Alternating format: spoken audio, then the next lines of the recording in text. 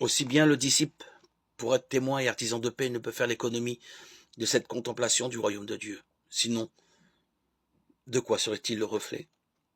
La recherche de la paix, toute action sociale ou politique ne peuvent être sérieusement engagées sans cela. En dehors de cette démarche, le risque est grand de ne pas aller au fond des choses. Combien d'actions peuvent être réalisées qui ne touchent l'homme que dans sa périphérie ou son environnement? Il n'est certes pas question d'opposer l'action d'un chrétien à celle d'un non-croyant, comme si la charité était l'apanage du croyant. Il s'agit d'un angle de vue, d'une certaine vision de l'homme. Seul celui qui sait un peu ce qu'il y a dans le cœur de Dieu par la foi, ou qui en a l'intuition hors de la foi, peut aller jusqu'au cœur de l'homme, jusqu'à la racine de ses sentiments. Seul, il œuvre en profondeur.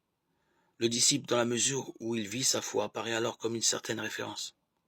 Référence au projet de Dieu, référence au désir profond de l'homme, que celui-ci ne réalise pas nécessairement lui-même. C'est dans la mesure où le disciple contemple le royaume qu'il est référence.